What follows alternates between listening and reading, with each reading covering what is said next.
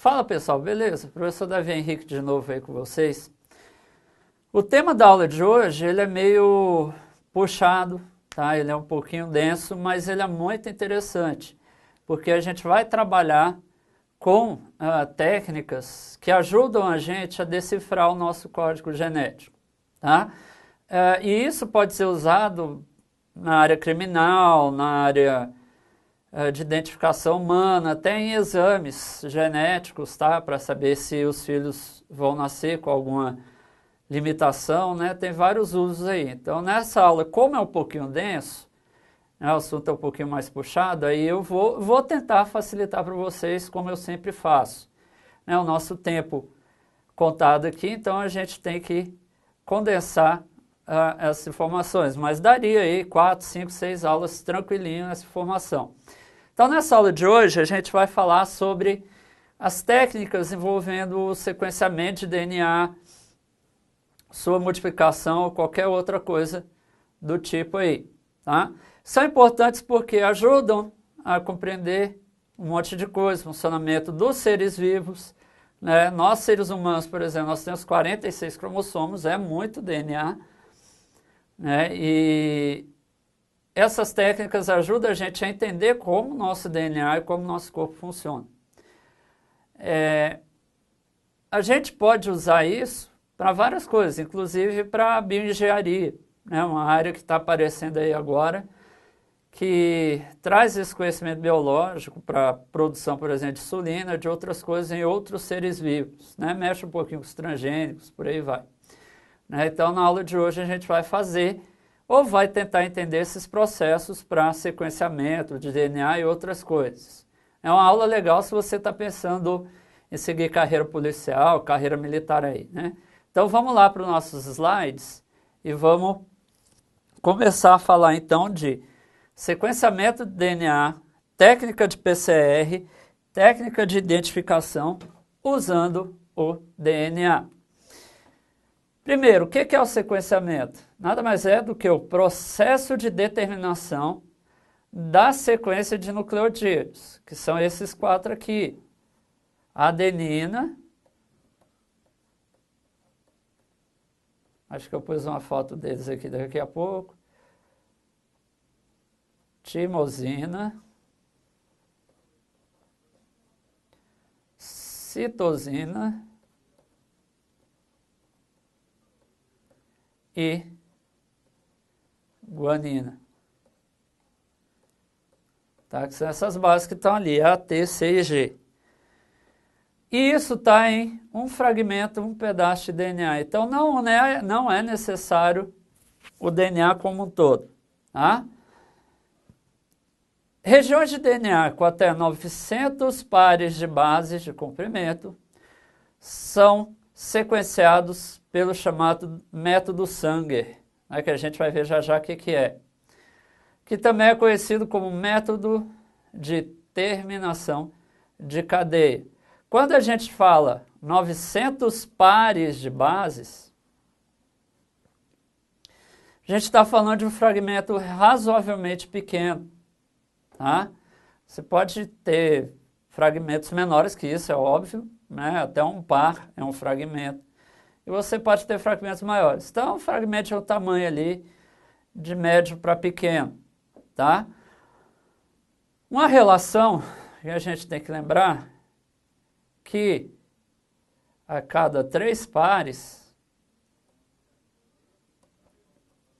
eu vou conseguir formar ou consigo trazer um aminoácido para formar uma determinada proteína. Tá? Só para relembrar que vai ter aula que a gente vai falar só disso aí. Para fazer o genoma humano, né, o projeto aí que todo mundo conhece, foi usado esse método Sanger. Tá?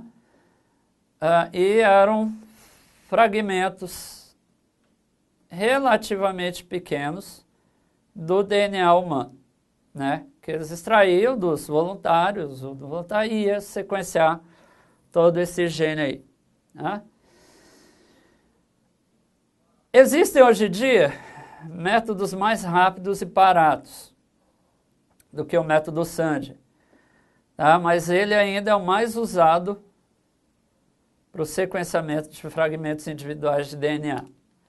Tá? Por ele ser até, dependendo do caso, mais preciso que os outros. Então, o que é esse método Sanger, professor? Envolve a produção de várias e várias cópias de uma região alvo do DNA. O que eu vou falar de ingrediente aqui, a gente vai ver também na replicação do DNA e na técnica de PCR. O que importa é que todos fazem cópia do DNA in vitro. Não quer dizer que seja no vidro propriamente dito, tá? Mas é feito em laboratório, não é uma replicação, não é um PCR, não é um Sanger natural, tá? É algo forçado. Eu preciso de uma enzima que vai me ajudar a formar essas fitas, que é a DNA polimerase. Eu preciso de algo que comece a cadeia, tá? Que fala, é aqui que eu vou começar o processo. Esse negócio é chamado primer. Tá? Então, o primer nada mais é do que um fragmento de DNA de fita simples, que se liga ao DNA molde, que eu quero duplicar, e ali indica para a polimerase que o negócio tem que começar ali. Tá? Os 4 nucleotídeos do DNA, né? Adenina, timina, citosina e guanina, tá? São os 4 aí. É porque aí já está na forma química, né? DATP, DTTP, DCTP e DGTP. Lógico, o mais importante, o DNA molde, tá? Que eu quero sequenciar o fragmento, tá? Lembrando que não precisa ser o DNA todo, pode ser o fragmento. Só que a técnica de Sanger tem um ingrediente que é só dele, que a gente usa para marcar, né, para a gente conseguir fazer uma leitura do material que a gente está multiplicando, que são versões alteradas dos nucleotídeos, né, da base, chamada dideoxi. Tá? São terminadores de cadeia, ou seja, eles sempre vão estar ali na ponta. Tá? E a gente usa um corante em cada uma desses ACGT aí alterado, e cada corante de uma cor diferente para a gente conseguir identificar para onde vai o que. Tá? E uma vez que eu pego esse dideoxinucleotídeo, né, que são esses que estão aqui, ó, beleza? Não tenho mais nenhum hidroxila disponível em nenhum outro nucleotídeo pode ser adicionado. Tá? Então a multiplicação, a duplicação acaba justamente quando eu tenho esses dideoxinucleotídeos. Tá? E isso então me aparece como uma cor particular, tá? Dependendo da base que ele carrega nessa parte final aí. Pego a amostra de DNA que eu quero sequenciar, coloco num tubo de ensaio com primer, com a DNA polimerase e os nucleotídeos, tá? A, C, G e T. Coloco também os dideoxinucleotídeos, tá? São aqueles marcados com corantes, mas em concentração bem menor do que os nucleotídeos normais. Para quê? Para eu não correr o risco de interromper a cadeia, né, de uma forma prematura e não conseguir atingir meu objetivo. Tá? Primeiro, a gente aquece a mistura, Para quê? Para que o DNA se desnature, né? Para que ele solte as fitas, tá? Aí a gente resfria para que os primers entram em ação. Uma vez que o primer se ligou, aumento de novo a temperatura, permitindo que a enzima DNA polimerase fabrique um novo DNA a partir do ponto ali onde tem o primer. Tá? Daqui a pouco eu acho que tem alguns desenhos aí, para a aula não ficar tão chata. A DNA polimerase, que é a enzima, vai continuar adicionando nucleotídeos até que aconteça a adição de um dideoxinucleotídeo, que aí provoca a parada de duplicação, tá? Então, é um processo teoricamente simples, né? Você precisa ter o cuidado só de subir a temperatura, baixar a temperatura, depois que o primer se ligou, subir a temperatura mais um pouco e deixa o processo rolar até ele parar. Agora vamos falar do PCR, que é a sigla em inglês, né?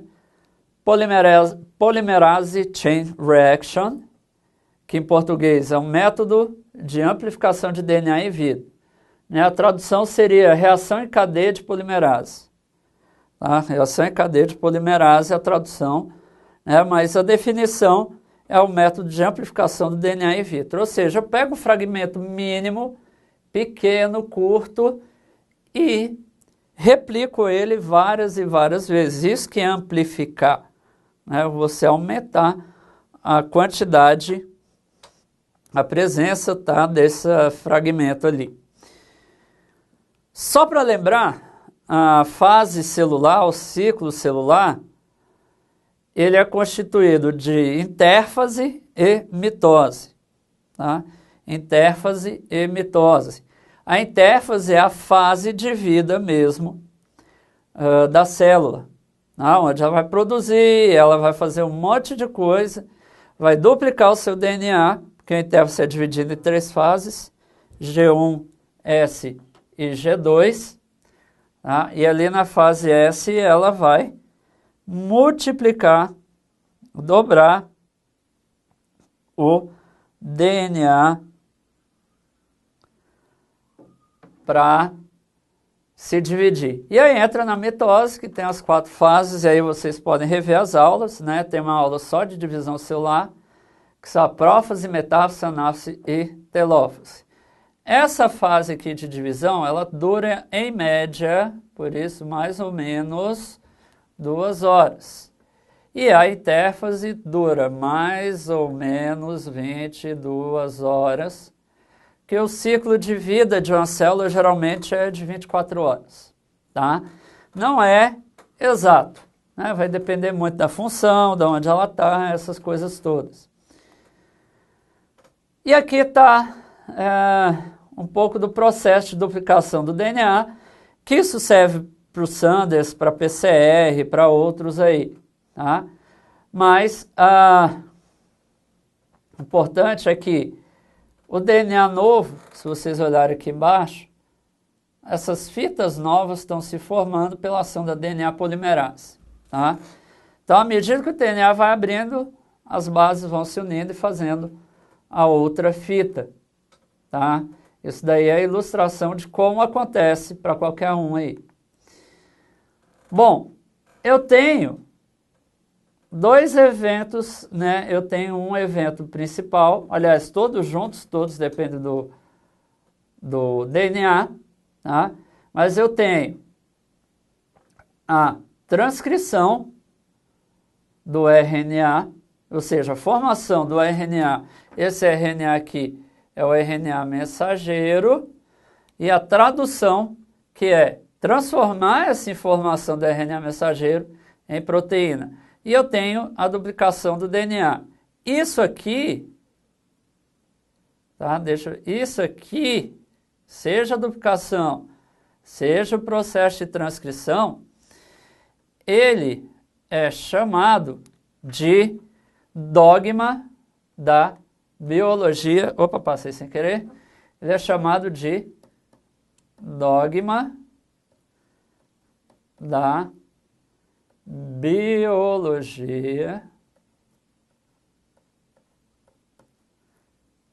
molecular.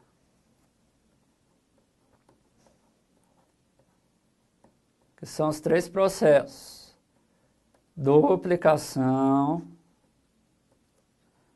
Só para lembrar, duplicação eu estou falando então do DNA, tá?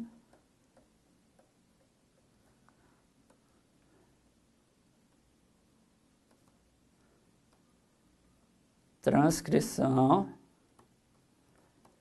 que aí eu estou falando da formação do RNA mensageiro, e a tradução, que é formação, eu vou colocar aqui, formação da proteína. Então, aproveitando desse dogma, a gente usa o PCR para fazer principalmente o processo de duplicação, tá? Quando que eu uso o PCR? Em situações que eu preciso trabalhar com quantidades muito bem pequenas de DNA. Por exemplo, você, um perito, encontra um corpo, esse corpo, vamos supor, está carbonizado, né? Ou esse corpo já foi todo decomposto. Então, sobra pouca região para o material genético. Você pega aquele pouco, você consegue ampliar e fazer a análise, tá? Tem que lembrar que o PCR ele amplifica sequências bem específicas de DNA. Tá? Ele não é aleatório ao way, tá? Eu uso para algo específico, tá? Para uma parte, um fragmento específico. E diferente dos outros métodos, ele é feito em vários ciclos, para que eu possa ter a resposta, né, de uma forma satisfatória. Tá? O que tem para ser feito aí? Tá? O DNA, propriamente dito, a ser amplificado. Aqui no caso dele eu já tenho 2 primers, tá? Lá a gente viu no Sanders que tinha 1, agora são 2. O forward, que é para frente, e o reverse, que é para trás. Por quê? Porque ele vai trabalhar nas 2 fitas de fragmento, tá? E aí ele usa 2 primers para identificar, um começa a fita e o outro a outra. Os nucleotídeos, que a gente viu lá em cima, adenina, timina, citosina e guanina, tá? E a enzima para fazer o DNA, não pode esquecer, DNA polimerase, tá? Os primers são os indicadores então da duplicação do DNA. Tá? A polimerase, ela duplica uma fita simples de DNA, se a gente voltar aqui, tá? Quem está fazendo esse papel de formação da fita aqui, refazendo as ligações que eu estou destacando aí, é a DNA polimerase. Tá? Então eu posso pegar aqui, para vocês não esquecerem, DNA polimerase. Tá, então vamos seguir aí. Os primers então indicam ali, tá? E aí, quando ele indica o início, tá? A gente pode usar uma polimerase que não é humana, tá? É a TAC polimerase, que a gente extrai de um micro-organismo chamado termos aquáticos, porque ele está, né, nas regiões onde a temperatura da água é extremamente alta. A temperatura de duplicação, no caso do PCR, fica entre 70 e 72 graus Celsius. Né? E quando acaba, lá no final, ele vai adicionar uma adenina para indicar que acabou ali, tá? A duplicação da sequência do DNA. E está aqui um exemplo do PCR, tá? Deixa eu voltar, tá aqui.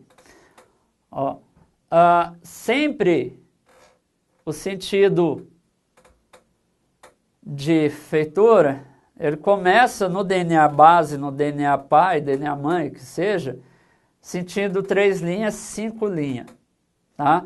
E aí é lógico, se é uma fita oposta, a primeira extremidade da fita nova é 5 linhas e ele vai esticar até o 3 linhas, tá? Então eu tenho a ação da DNA polimerase que ele começa então a fazer num determinado local essa duplicação do DNA aí, tá? Uma fita não faz, a outra faz, como a gente está vendo, né, nessa comparação aqui, tá? E aí eu tenho uma ilustração um pouco mais detalhada mostrando, né, a DNA polimerase, que é esse aqui, tá? Essa é a enzima, tá gravado, DNA polimerase. E embaixo também, tá? Bom, a primeira fase, então, eu jogo a mais de 90 graus para a fita se separar, tá? Seja do DNA original quanto dos produtos de amplificação.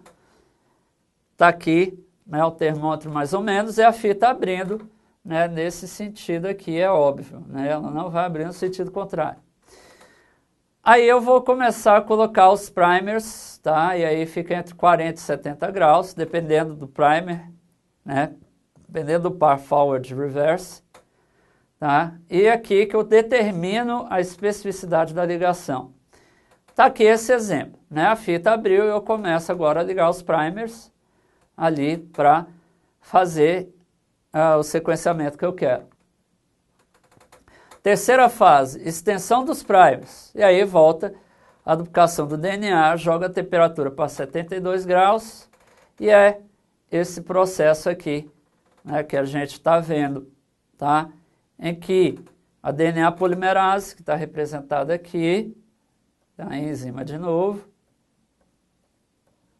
ela vai atuar refazendo, né, as cadeias que estavam abertas. Tá? E aqui eu tenho algumas ilustrações, tá? No caso dos vários métodos dessa figura mais baixa, e ali é um gráfico, né, de o que seria um ciclo de duplicação. Né? Então no PCR isso é feito várias e várias e várias vezes.